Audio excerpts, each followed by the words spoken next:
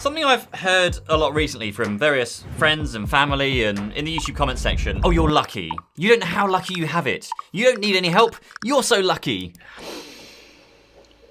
So today I wanted to explore why I and many other business owners around the world are lucky. So the Cambridge Dictionary definition of luck is the force that causes things, especially good things, to happen to you by chance and not as a result of your own efforts or abilities. So I want to compare my own experience of luck and how it measures up against this definition. Now, if you're a lucky business owner, perhaps you can send this to your friends and family and colleagues, whoever continue to call you lucky. And if you're not a business owner, then watch on to discover the secret of how to become as lucky as I have been. So, my luck in life began because I can pinpoint the exact moment that the luck fairy decided to bless me when me and my wife took a holiday to Turkey back in 2011. Now, we booked a holiday, probably one of the cheapest holidays we could find, and soaked up the sun during the daytime. But during the evenings, rather than drink ourselves silly like many others around us, we sat in the bar with a pen and a huge notebook in our hands, and we began to plan how we would start our business. We added up all our monthly expenses and figured out what I would have to bring in each month to be able to live. We decided that if we spent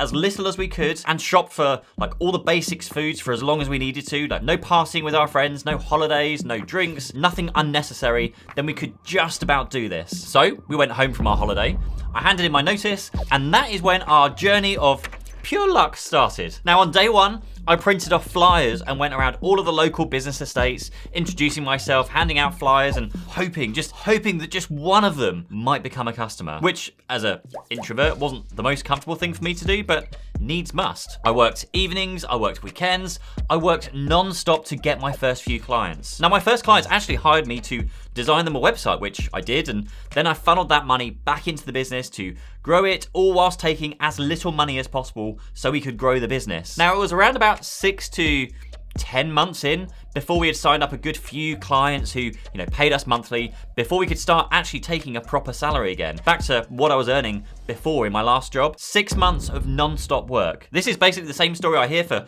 most business owners I speak to. They took a huge risk by leaving, full-time employment, risking everything to a small window of opportunity where they had to make a business work. Now, over the years, as the business grew, we took on more clients, more staff, our revenue grew, and we hit that magic 1 million revenue figure that everyone wants to hit with their business. Now, running a 1 million business comes with its perks. Yes, we had decent cash flow coming in, but we also had some pretty hefty cash flow going out again, like spending $4,000 a month on rent or $3,000 to $4,000 per month on a salary multiplied by 10, 12, 15 people. And all of a sudden, that 1 million revenue starts to shrink. And over my years, I had to deal with some pretty rubbish and sometimes very risky situations. We fired customers, we hired staff without actually being able to afford them. We had staff having mental health crisis whilst at work with people crying in their car park in work. 1 month in the early days, we had to ask some of our customers to pay early so that we can actually pay our staff because we didn't have enough money in the bank. We also f***ed up a few times, which resulted in me dipping into my own pocket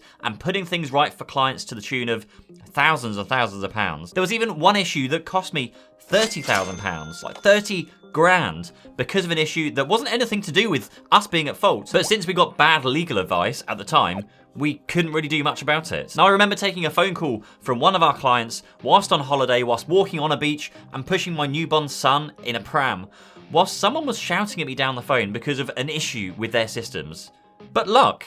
That was all down to luck, right? I see it all the time, mostly from people who turn up at work at 9 a.m. on the dot, who are then halfway out the door at 5:30 every single day. There's no doubt that they work hard during the day, but yet they still feel that they deserve all of the riches, the success, and I guess luck that someone who stays on working until midnight gets. Those same people who complain because they've got some work to do one evening or one weekend, who feel that they're being hard done by. Now, there is a reason why those of us running our own businesses are lucky, because it has absolutely all to do with luck. It comes down to the sheer determination and hard work. Now, there's a phrase that I've heard a few times now. It's funny, the harder I work, the luckier I seem to get. Honestly, it couldn't be more true. And because of how lucky and successful we seem to be, we as business owners also get treated differently. See the recent banking issues over in the States with people voicing their opinions on social media about how businesses with over 250 grand invested with their bank might lose their money.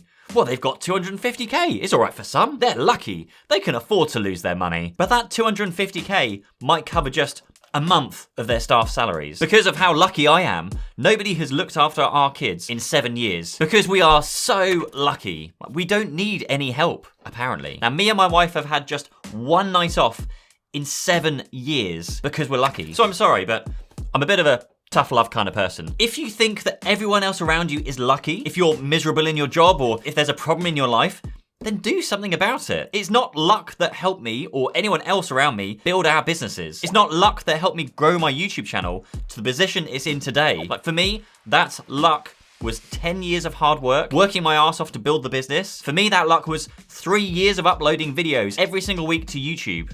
3 years whilst nobody cared, nobody liked, commented, subscribed, none of that stuff to my channel. 3 years. So all I can really say is that if you want to be as lucky as I seem, or as lucky as all the other people around you, then get to work. It's not them that's the problem, it's probably you. Get to work, start a side hustle. Now, running your own business just isn't for everybody. Like, admittedly, some people are just better working for other people. But someone once said to me that you'll never get rich working for someone else. And I strongly agree with this. And when I say rich, I don't just mean rich by money. Yes, that is one of the things, but rich by time, rich by flexibility, rich by work-life balance. You can't get that when you're doing something for somebody else.